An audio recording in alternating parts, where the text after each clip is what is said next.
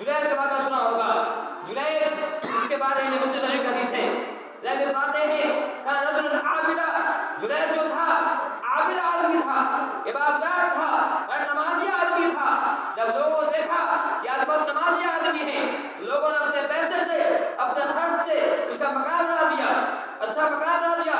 कहा कि उसी मकान में रहा कीजिए, इबादत क्या कीजिए। जुनैद उसी मकान में रहा करता था, इबादत क्या करता था। एक दिन जुनैद मकान इबादत कर रहा था, इससे असना में उसकी माँ आती है, आवाज देती है कि ऐ मेरे बेटे, आज तो जुनैद नमाज के अंदर है। जुनैद सोच रहे क्या करे, एक तरफ माँ आवाज दे रही है तो मैं नमाज पढ़ रहा हूँ, कहते हैं कि मैं नमाज पढ़ रहा हूँ, मैं क्या करूँ, नमाज को तोड़ दूँ, नियत तोड़ दूँ या भी माँ की या नमाज पढ़ूँ। माँ वापस चली गई। अब जुनैद ने देखा समझा कि मैं नमाज पूरी कर लेता हूँ, बाद माँ से मिल लूंगा। जुनैद ने नमाज नियत नहीं तोड़ी, नमाज मुकम्मल कर ली। दो दिन फिर माँ आती है, फिर आवाज देती है, इतवार से यूं भी जुनैद नमाज पढ़ रहे थे। अब जुनैद कहते हैं अरे अल्लाह ये क्या हुआ, अभी मेरी माँ आई है, इधर में नमाज है, इधर अल्लाह से बातें कर रहा हूँ, उधर माँ है, क्या करूँ मैं।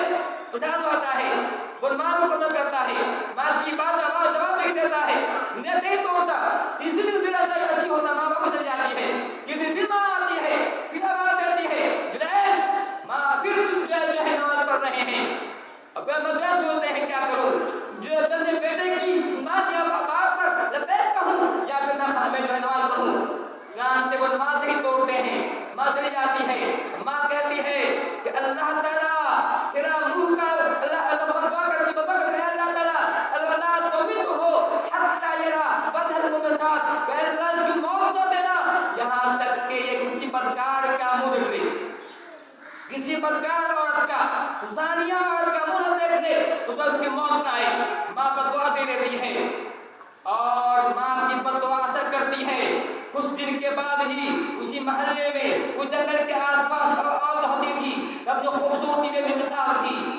उस औरत को जो बच्चा पैदा होता है, जो औरत कहती है कि ये बच्चा जो है किसी आबिद का है, ये जो आबिद इबादत खाना में रहता है, इबादत कर रहा है, इसी का बच्चा है।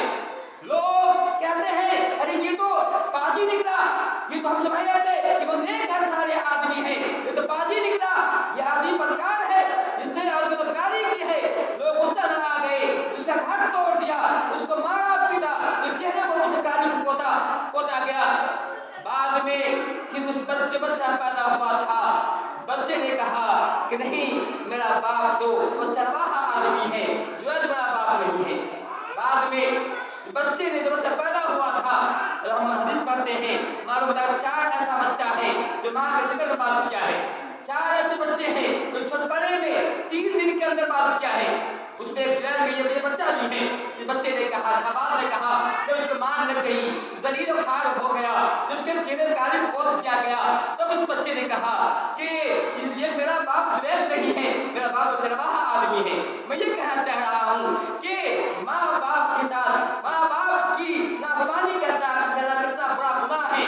जुनैद ने माँ की बात नहीं मानी, माँ ने बददुआ कर दिया, कैसा बददुआ का असर किया, उसको जलील खार हुआ। अगर हम चाहते हैं कि अल्लाह ताला हमसे राज़ी हो जाए, हम चाहते हैं कि अल्लाह ताला हमसे खुश हो जाए, ये मैं नहीं कह रहा हूँ, अल्लाह की हदीस है, रज़ियल्लाहु फी रिज़ल वालिदैन, सब खुदा भी सबसे वालिदैन, अल्लाह की रज़ामंदी माँ बाप की रज़ामंदी में है। माँ बाप राजी हो गया, अल्लाह राजी हो गया, माँ बाप नाराज हो गया, अल्लाह नाराज हो गया।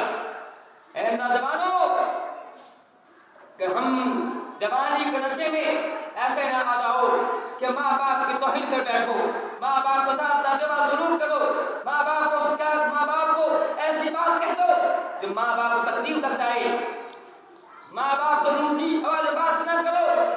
माँ बाप का कितना ऊंचा मकाम है।